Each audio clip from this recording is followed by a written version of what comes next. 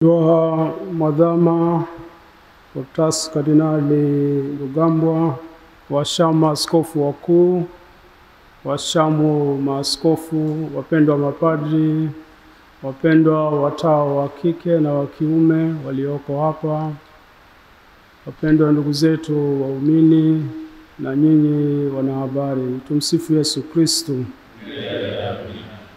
Ifuatayo ni tafakari ya Baraza la Maaskofu Katoliki Tanzania TEC juu ya yaliyotokea siku na baada ya uchaguzi 2025. Utangulizi. Uchaguzi wa Oktoba 29, 2025 umeliingiza taifa katika hali ya sitofahamu ambayo ilijitokeza katika maandamano. Maandamano hayo yalisababisha vurugu ambazo ilizaa mauaji, watu kujeruhiwa na kupotea. Pia ilisababisha uharibifu na upotevu wa mali binafsi na za umma. Hali hii imewaumiza na kusononesha sana jamii ya Watanzania na kujeruhika kwingi kulikotokana na kugusa uhai wa wanadamu. Uhai ni mali ya Mungu mwenyewe. Kama tunavyosoma kitabu cha Mwanzo sura ya 1 mstari wa 26, na tufanye mtu kwa mfano wetu na kwa sura yetu. Hali hii imeongeza maumivu, kwani pia kuna waliouawa na kuumizwa wakiwa nyumbani au sehemu za kazi bila kujihusisha kwa namna yoyote na maandamano. Tunasikitishwa sana na hii hali na tunalaani haya mauaji ya kikatili na kinyama ya vijana wetu na watu wengine. Kiukweli huu ni uovu mkubwa na chukizo kwa Mungu wetu. Kwa ufupi, sisi sote tumejeruhiwa. Taifa limejeruhiwa na limepoteza heshima mbele ya jumuiya ya kimataifa. Neno la pole. Kufuatia hali hiyo, sisi Baraza la Maaskofu Katoliki Tanzania TEC tunatoa pole nyingi sana kwa familia zilizopoteza wapendwa wao. Familia hizi zina maumivu, hasa wale wanafamilia walioona ndugu zao wakiuawa na miili yao kuachwa nje na kunyimwa ruhusa ya kuwachukua ili kuwasitiri au kuwazika. Tunawapa ndugu zetu pole na Mungu Mwenyezi awape nguvu na faraja. Tunaendelea kuwaombea majeruhi wapate nafuu haraka na kurudi katika majukumu yao na kwenye familia zao. Neno la Mungu liwe kwetu faraja na kitulizo tunaposoma. Basi ndugu zangu wapendwa, muimarike, msitikisike, mkazidi sana kutenda kazi ya Bwana siku zote, kwa kuwa mwajua ya kwamba taabu yenu si bure katika Bwana. Barua ya kwanza Paulo mtume kwa Wakorinto sura ya 15 mstari wa 58. Tunaombea pia uponyaji wa ndani wale wote walioathirika kiroho, kisaikolojia na kiuchumi. Mwenyezi Mungu pia awe baraka na kitulizo kwao. Mwisho, tunaendelea kuzikabidhi roho za marehemu wote waliouawa katika vurugu hizi, wapate rehema kwa Mungu, wapumzike kwa amani. Raha ya milele uwape, e Bwana. Wapumzike kwa amani. Baraza la Maaskofu Katoliki Tanzania limetafakari na kufuatilia kwa ukaribu hali halisi ya nchi yetu, yaani kabla, wakati na baada ya uchaguzi. Naona taifa limegubikwa na manunguniko na kutokuridhika. jambo ambalo limetugawa Watanzania ambao tulisifiwa kuwa kisiwa cha amani na utulivu. Hali hii haijengi taifa letu. Hivyo basi zinahitajika juhudi za makusudi katika kulileta taifa pamoja na kuponya maumivu yaliyo katika familia zilizopoteza wapendwa wao na sisi sote. Baada ya kusema hayo, tunapenda kuwashirikisha yafuatayo. La kwanza, kila maandamano si uhalifu. Kuandamana ni haki ya raia kama njia ya kufikisha ujumbe au malalamiko. Ikiwa njia ya mazungumzo imeshindikana, cha msingi yawe maandamano ya amani. Katiba ya Jamhuri ya Muungano wa Tanzania, na nukuu, inatambua haki ya kufanya maandamano ya amani, mwisho wa nukuu. Rejea ibara ya 20 na ibara ndogo ya kwanza. Inasikitisha kuona kuwa waandamanaji waliojitokeza siku ya uchaguzi wote waliwekwa katika mwavuli wa uhalifu. Adhabu ya mwandamanaji sio kuuawa. Katika tafakari yetu tunafikiri kati ya mengine mengi mambo yafuatayo yalisababisha maandamano. Kwanza, usalama. Kumekuwepo na matukio ya waziwazi ya mauaji, utekaji, kupigwa na kuumizwa kwa raia bila kuwepo na nia thabiti ya kukomesha maovu hayo, ambayo ni kinyume na Katiba ya Jamhuri ya Muungano wa Tanzania ibara ya 14. Kila mtu anayo haki ya kuishi na kupata kutoka katika jamii hifadhi ya maisha kwa mujibu wa sheria. Haki hizi zimethibitishwa kukiukwa na vyombo vya ulinzi na wasiojulikana ambao wanaonekana wana nguvu kuliko vyombo vya dola, kama tulivyosema pia wakati mwingine na sehemu zingine. Ya pili, demokrasia. Kukosekana demokrasia ya kweli ya namna ya kuwapata viongozi.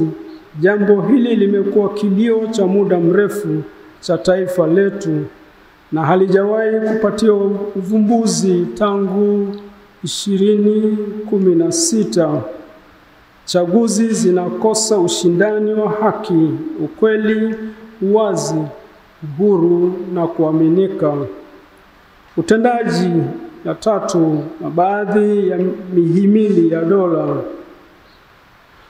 Kwa kuchambua maandamano, Baraza la Maaskofu limeng'amua kuwa hasira ya wananchi imechochewa pia na kukosekana mahali pa kupeleka na kufanyiwa kazi malalamiko yao pale haki zao za msingi zinapokiukwa, kwani baadhi ya mihimili kama tunavyofahamu imeingiliwa.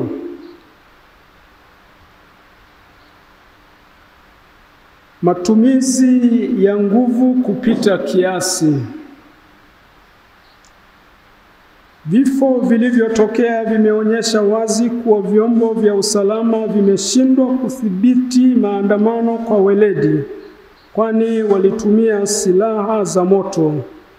Hii ni kinyume cha utaratibu msingi wa Baraza la Umoja wa Mataifa katika kutumia nguvu na silaha za moto ya mwaka 1990 ambazo zinashauri kwamba silaha za moto zitumike tu kama hakuna njia mbadala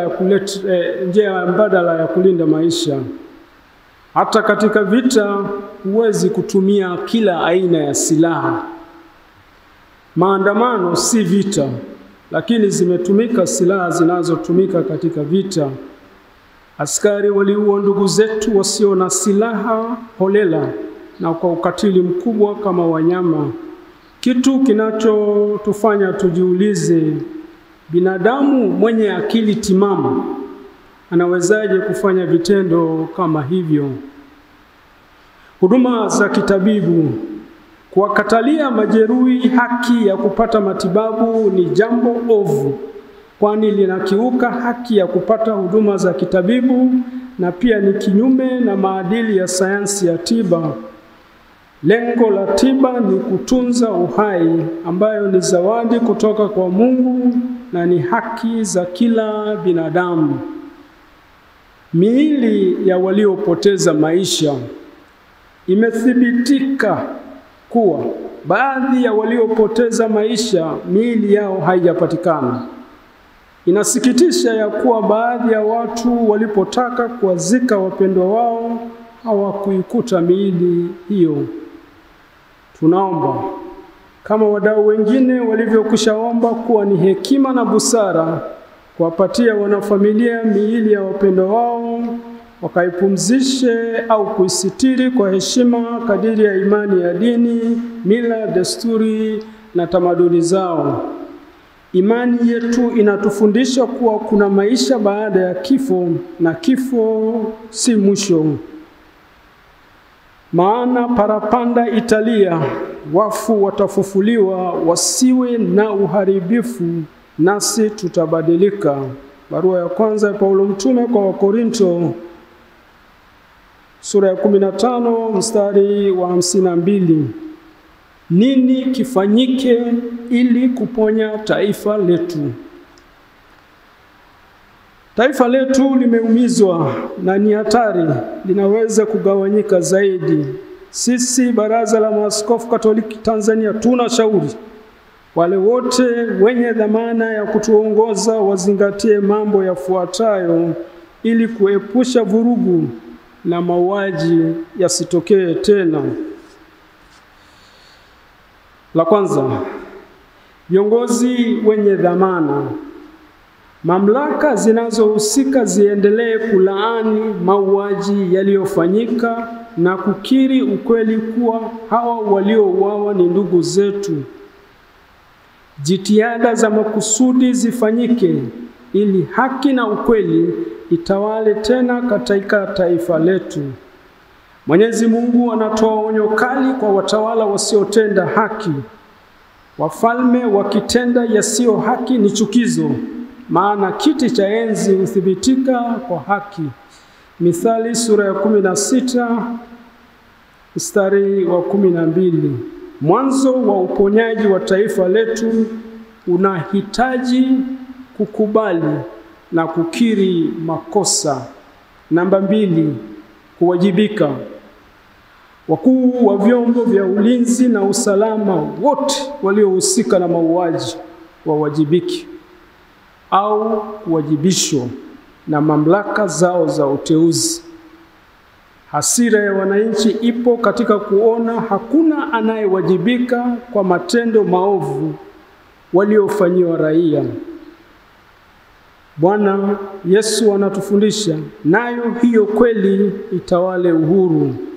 Yohana sura ya 8 mstari wa 32. Namba 3, uchunguzi.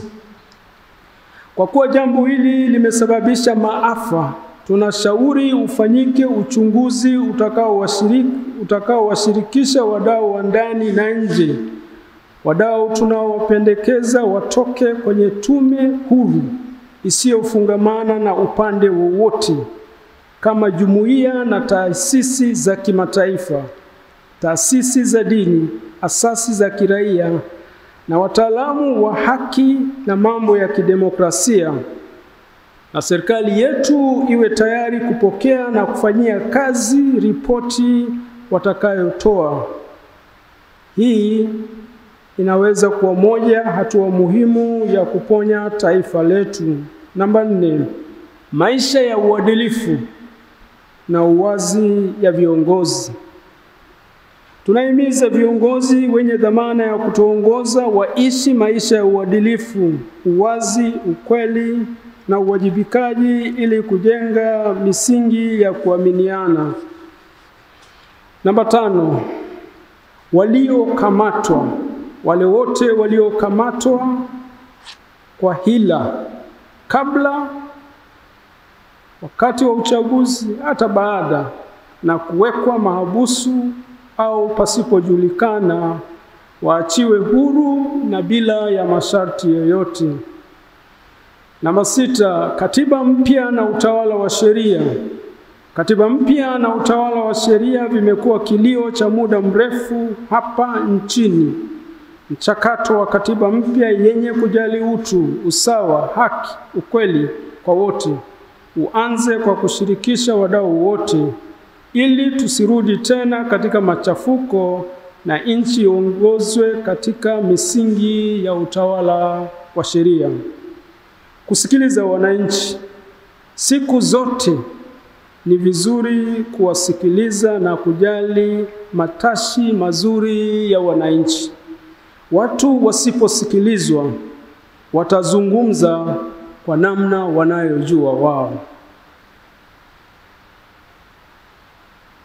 Namba 8 na mwisho, sala. Tunatoa mwaliko kwa wananchi wote wa taifa la Tanzania kuendelea kusali na kuyaweka haya yote mikononi mwa Mungu. Tuendelee kusali ili kuiombea haki, ukweli, amani na uponyaji, ili nchi yetu iendelee kukua tubaki kuwa wamoja. Waliofiwa wapate tulizo, walioumizwa wapone na kurudi katika maisha ya kawaida na kwa ndugu zao. Nasi tuombe ili kujenga umoja wa kitaifa kama Yesu anavyotukumbusha, ili wawe na umoja kama sisi tulivyo wamoja. Yohane sura ya 17 mstari wa 22. Hitimisho.